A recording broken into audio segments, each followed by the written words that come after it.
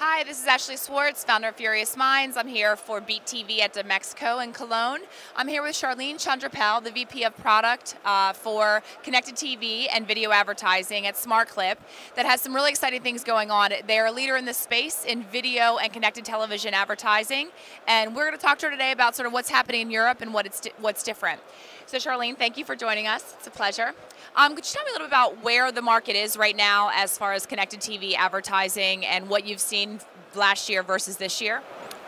So this year has been a real tipping point for connected television. This time last year we were very much in market, evangelizing, really telling the story about connected TV and how we saw connected TV changing the future of television.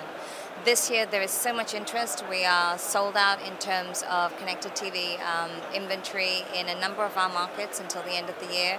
And brands are really beginning to see the value of combining television with the efficiency of the web. So it really is beginning to change. I know you have a partnership with an OEM in particular. Could you talk a little bit about that and what that relationship is and what it involves? Sure. So we partnered with LG earlier this year. I think the announcement was released around July. We are their exclusive sales house across 14 different countries, so Europe, Australia, and also Russia. We are responsible for monetizing all of their real estate. That also extends into monetizing their third-party content publisher relationships as well. So that deal has just gone live. I'm very happy to say that, again, in a number of markets we're sold out. There's been tremendous interest. Here at the show, we're heavily showcasing LG. LG are also here. We have a number of the smart TV representatives here from Korea, and a lot of interest from a lot of the big brands and agencies. Congratulations, first and foremost. Are you working with any other OEMs? We are talking to all OEMs. I mean, we've been selling and serving ads on connected TV since 2009, so that's gaming consoles, smart TVs, so Samsung, Sony, LG, Panasonic, Philips, Sharp, Loewe, all of those guys, mainly through their third-party content application providers. This year, a lot of the OEMs are looking to monetize their real estate. There's a hell of a lot of traffic as users come into the smart TV hubs or into a gaming console and navigate through into additional content. So yes, we're talking to a number of publishers and OEMs, and we should have a couple more announcements that we can share later this year. Could you share some data and statistics in regards to the growth of both connected televisions in the markets in which you're serving, as well as then the connect rates year over year and what you've seen? So connected rates actually vary significantly by market, and there's a number of different factors that influence that. The main one being content. The markets where there's significant content, where brands have invested in building out content for the platforms, has resulted in actually very high usage. So if you look at markets like the UK or Germany, there's very heavy usage on BBC iPlayer. Connection rates on a LG television typically about 60%. In other markets where the content isn't as prolific, the usage is much lower. So if you look at markets like Italy, you're probably looking closer to 35% in terms of connection rates. One thing that we see, and we have a number of content publishers who are on multiple different platforms. So they have a PC proposition, they might have a mobile or tablet proposition, and also a connected TV. If you look at like-for-like usage or dwell time, the usage on connected TV for a lot of these publishers is much, much higher. We really have to frequency cap connected TV campaigns because of the level of pages that they typically generate.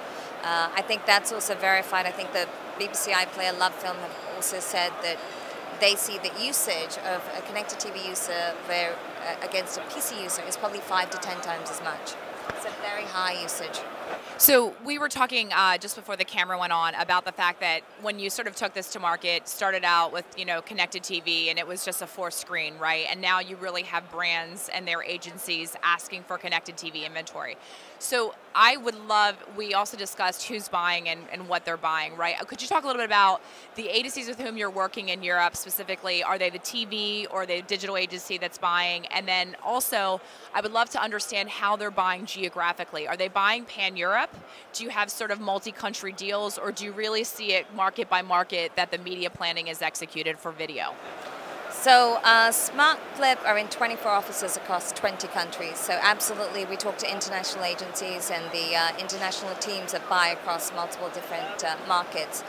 That part of our revenue probably accounts for about 10 to 15% in this space. Most of it is local. The conversations that we're now beginning to have really cut across all of the different devices. So the conversation is really focused on how we reach these types of consumers regardless of the device.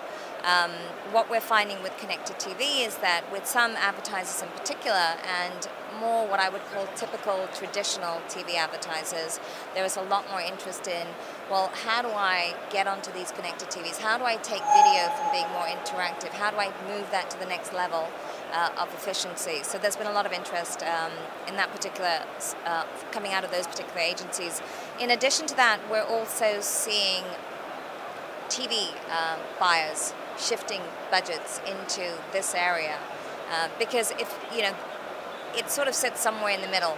It's still TV. It's the same device that people ultimately view traditional TV on, but it's also digital. So we have half of our budgets coming from traditional TV agencies and the other half actually coming from digital agencies. And a lot more interest from traditional TV agencies. A lot of what I do in terms of the road shows or the evangelizing, I'll go into an agency and I'll have both teams there. And I'll let them duke it out. And duke it out, they usually do. The fact that you get them in the same room, I think, is an incredible accomplishment. So you should have been a dignitary, perhaps not in advertising. So the last thing I just wanted to talk about is if you can give me some insight in regard to the investment on the content side. So the first question is, from a creative perspective, the corollary exists that the bigger the screen, the longer the average duration of video content that is consumed, right? So on the actual inventory sell-through, are you seeing 30-second pre-roll? Like, what's selling? Is it just derivative content from their TV spots repurposed? I'm very curious about that. Or are they creating bespoke creative for this medium? And the last question is, are they investing in experiences and building out applications or destinations within the OEM environment so that there's a place to actually click through to and go for the brand? So it's still very early days, and I think that's something to be mindful of. Here we have an example with Honda that actually showcases a QR code, and they have specifically built this so that you can engage with your mobile, get more information, but then click on that and get into, either you can click through to video or click through to browser. So there are specific creatives that are being now designed for connected TV in this particular experience. Europe is slightly different to the US in that typically in the US you'd always have a 15-second or a 30-second pre-roll, but here in Europe we have always had advertisers who have built video more for the digital screens. So they range from being 12 seconds to 28 seconds, 22 seconds. So it's slightly different, and that lends itself very well for the type of content that's currently on these screens, although that's changing. With some of, if you have a banner through to video, you could have a 6-minute trailer, right? Because if the user says, I want to get more information, there's no limit on the video. Pre-roll typically, isn't more than 30 seconds, especially in short-form content. So I think that's my observation is, which is quite interesting, is that I think video is still sort of in a slightly more nascent stage maybe than in the US as far as investment. The share shift isn't as far along, but it's coming.